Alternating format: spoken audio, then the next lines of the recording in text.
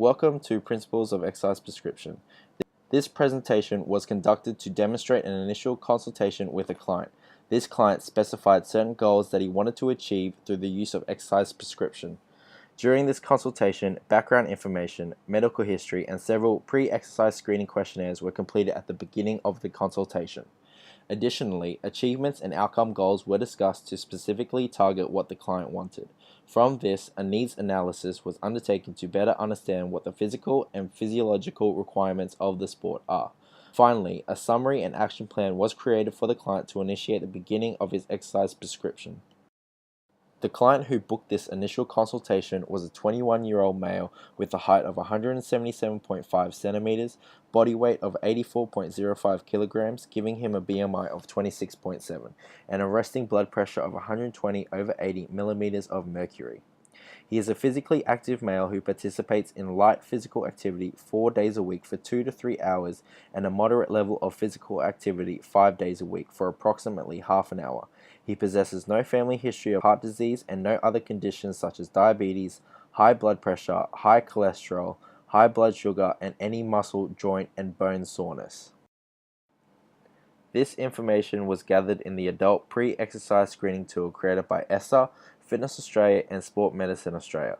This questionnaire was self-administrated and self-evaluated and is used to help practitioners identify any known diseases and their corresponding signs and symptoms of the disease that the client may have that may place them at an increased risk of an adverse event during prescribed exercise. Another questionnaire that was conducted was the PAR-Q&U questionnaire. This yes or no questionnaire is targeted towards people between the ages of 15 and 69 and is designed to notify the client if he should visit his doctor prior to starting any physical activity regime.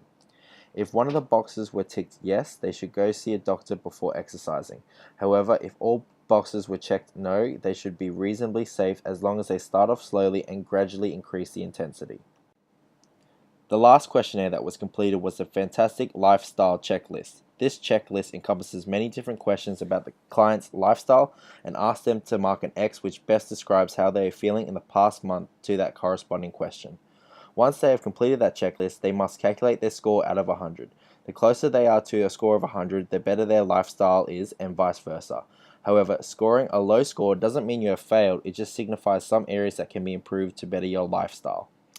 After completing all 3 of the questionnaires for the pre-exercise screening tools, the client passed all screenings presenting no risk factors that would prevent him from performing physical activity in the adult pre-exercise screening tools. In the PAR-Q&U questionnaire, the client checked a no for every box, making it reasonably clear that the client can exercise. Finally, the client scored at 84 on the Fantastic Lifestyle Checklist, which categorizes him as having an excellent lifestyle. During the initial consultation with the client, he brought up 3 main goals targeted around 3 different aspects, which were health, behavior, and exercise performance. Specifically, these 3 goals were firstly, to gain 2 kilos of muscle mass, secondly, to consume healthier foods and have a better diet, and finally, to produce a faster 30-meter sprint time. Further into the consultation, more detailed questions were asked, such as why was he maintaining his current goals, what was his purpose for coming here, and what was he hoping to achieve from this consultation. From this, the client was able to provide a more sport-specific goal towards what he wanted to achieve, which was to play competitive rugby. There were also some goals that I personally wanted to achieve for my client on top of their current goals, which were to improve his 1 rep max on bench press, squat, and deadlift, get the client to log food diaries and weight diaries every day, and improve his time to exhaustion in a VO2 max test. Rugby league is a very explosive sport but also requires a strong aerobic base. Therefore, the physiological demands of rugby league are multifaceted and require players to be highly developed in their agility, speed, acceleration, muscular strength, power, and maximal muscular endurance. Furthermore, the physical demands of rugby league require players to possess a heavy amount of body mass, which is around 80 to 110 kilograms, with forwards typically being heavier than backs. Additionally, it has been seen that rugby league players also carry around a high percentage of body fat. The reasoning behind this may be to produce greater impact forces when tackling while also giving protection against impact injuries.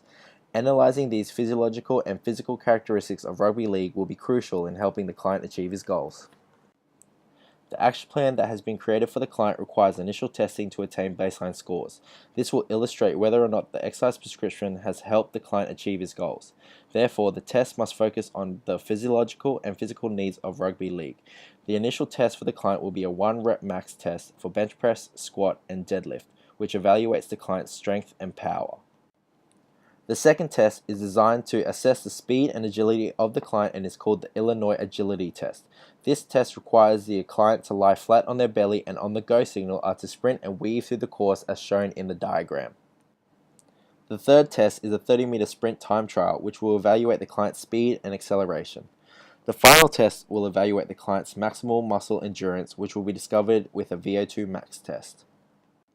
In conclusion, as long as the exercise prescribed and the testing conducted all focuses on the needs of the sport, I am confident that the client will be able to achieve all his outcomes and goals that were requested by the client. I hope this presentation will give insight to what an initial consultation should consist of. Thank you.